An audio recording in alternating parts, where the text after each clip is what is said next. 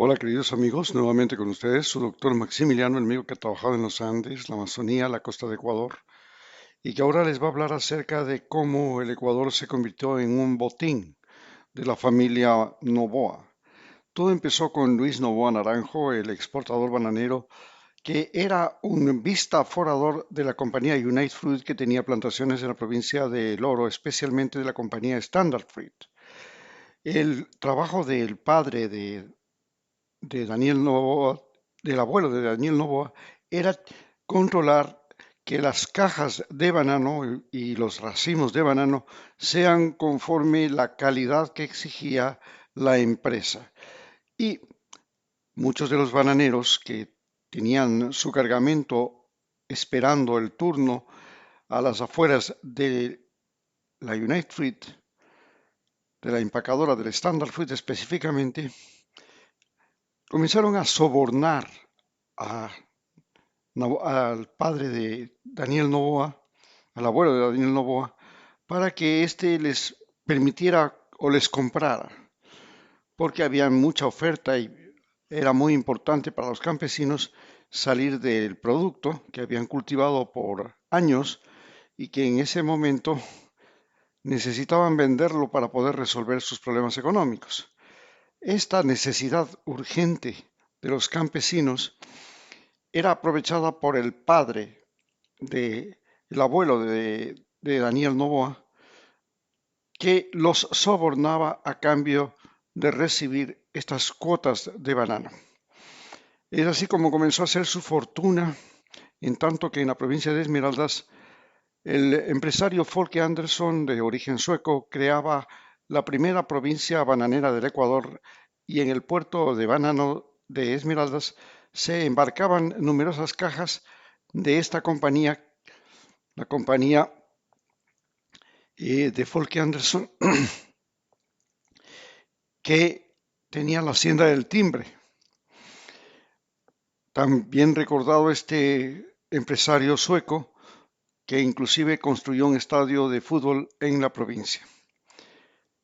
el estadio Folke Anderson precisamente, que dio origen a esa cultura futbolística que ahora reina en Esmeraldas. Más tarde, tras la muerte de Folke Anderson, una muerte por asesinato en un hotel de Guayaquil, la competencia de Luis Noboa Naranjo desapareció y Luis Noboa Naranjo comenzó a colocar gobiernos en el Ecuador. Entre esos, apoyó a un partido que se llamaba Concentración de Fuerzas Populares, que la dirigía uno de los poderosos de Guayaquil, llamaba de los denominados caciques, que gobernaba, habían en ese momento cuatro caciques. El, el uno era Aguilera en Esmeraldas, Andrade en Bahía, otro en Esmeraldas y otro en Guayaquil. Este cacique de Guayaquil era el que ponía y quitaba presidentes. Entre esos puso en algunas ocasiones a Velasco Ibarra en el poder, pero cuando Noboa comenzó a reclamarle porque había hecho los aportes para la campaña, entonces de inmediato lo deportó a Noboa a Estados Unidos y en Estados Unidos él descubrió lo que era el negocio de la bolsa de valores y creó la famosa compañía naviera de los Noboa, Bonita Banana, y comenzó su gran exportación. Más tarde su hijo Alvarito, que era un muchacho con cierto grado de estupidez, pero que estudiaba en Suiza y vivía una vida no solamente de diversión, sino que empezó ahí un consumo de drogas que estaba de moda en ese momento en toda Europa porque era la época de los años 80, de los años 60, 70. Entonces regresó al Ecuador y se hizo cargo de la compañía cuando su padre murió, para lo cual logró quitar la herencia a sus hermanos, la gran parte de la herencia, y se consolidó como el mayor propietario de los bienes de Luis Noboa. Para esto intervino en la política y se hizo ministro de Finanzas del gobierno de Bucaram. Como ministro de Finanzas del gobierno de Bucaram. Y como ministro de Finanzas planteó la denominada paridad cambiaria del sucre con el dólar, y eso produjo un desastre porque se pretendió también el no financiamiento del gas de uso cotidiano en Ecuador, y debido a esto, del problema del gas, se levantó el pueblo ecuatoriano y mediante la denominada Marcha de los Crespones Negros terminó expulsando a Abdalá Bucaram, el bailarín, espectáculo público, alcohólico, jugador de origen libanés, que llegó a ser presidente de Ecuador y antes fue alcalde de Guayaquil, pero que solo duró 6 meses en el gobierno. Tras ese momento, comenzó a participar en las elecciones para ser presidente y lo hizo durante 5 intentos. Compitió con Yamil Maguad una vez, luego con el coronel Lucio Gutiérrez, luego con Rafael Correa otras 3 veces y finalmente lo reemplazó en esta obsesión por llegar a ser presidente del Ecuador, Daniel Noboa. Hoy Daniel Noboa, que es parte de los denominados lagartos de San Borondón, esa aristocracia guayaquileña que ha convertido al Ecuador en botín desde épocas inmemoriales, desde el comienzo mismo de la independencia del Ecuador. Los gobernantes guayaquileños convirtieron en realidad al Ecuador en un botín. Eran en su mayoría comerciantes y terratenientes, y estos comerciantes y terratenientes, banqueros incluidos, fueron los causantes o estuvieron implicados en las grandes pérdidas territoriales,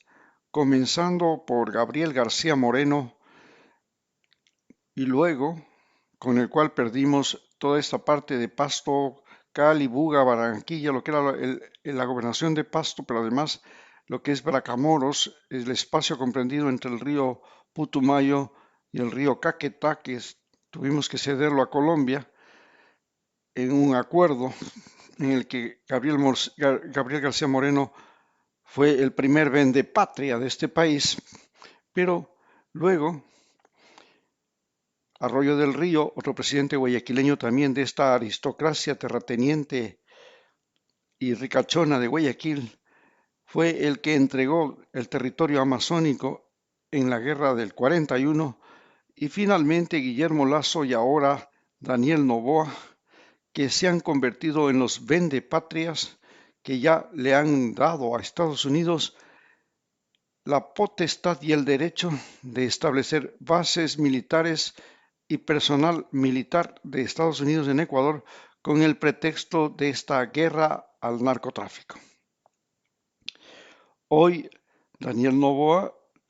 no solamente que ha asaltado al Ecuador y se ha convertido en un vendepatria, sino que además ha convertido al Ecuador en una mesa servida en un banquete que le permite apropiarse de minas a él y a su familia, como la mina de Palo Quemado,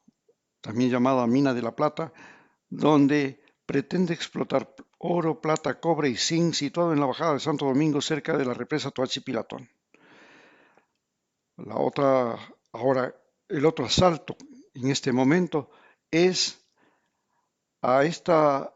zona de Sacha, donde se encuentra la mayor producción petrolera del Ecuador. En este campo o reserva petrolera de Sacha en la Amazonía, que se la autorregalado a través de compañías falsetas que nadie sabe cómo son, de dónde vienen y a dónde van, y las ha entregado, las ha concesionado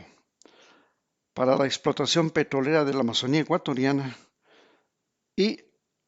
sin concurso, sin ninguna razón y sin ningún pretexto. Con cualquier razón ha conseguido que Sacha sea ahora una de las riquezas ecuatorianas que ha caído en la tenaza abierta de la familia Noboa. Vuelvo a repetir, ya desde épocas, estamos hablando a mediados del siglo pasado, en los años 50, ya el poder de los Noboa, a través de Luis Noboa Naranjo, comenzó a marcar el destino de Ecuador y ahora ese mismo poder de la familia Noboa es el que nos tiene arrinconados, que ha obligado a los ecuatorianos inclusive a pagar más impuestos con el fin de tener a su disposición una guardia pretoriana que hoy se ha convertido en la Policía Nacional y en el Ejército, que tienen por finalidad principal evitar que los ecuatorianos levantemos la cabeza antes que evitar que las mafias se tomen el poder y el gobierno de este país, pues no ha podido controlar el tráfico de drogas desde el puerto de Guayaquil, inclusive desde su propio puerto y en sus propios barcos, que se han convertido inclusive en los mayores transportadores de cocaína a Europa. Y no ha podido controlar la violencia, la extorsión y toda la crisis de seguridad, pero además ha utilizado las crisis como la crisis energética para hacerse de grandes posibilidades de negocios, como es el abastecimiento de combustible a los barcos que tienen que dar energía eléctrica al país, que fueron contratados, e inclusive su familia se ha apropiado de la alimentación escolar de los niños ecuatorianos y su familia se ha apropiado inclusive de la alimentación en las cárceles del Ecuador.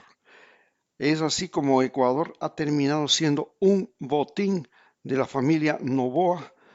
y hoy los ecuatorianos que tenemos que ir a votar, tenemos que tener conciencia plena de que nosotros estamos entregando al Ecuador como botín si es que votamos por Daniel Noboa, porque Daniel Noboa y su familia han querido ser las dueñas de este país y hacer del Ecuador su hacienda particular, su negocio privado y la principal fuente de su enriquecimiento, para lo cual hoy utilizan las elecciones y el poder político. Muchas gracias.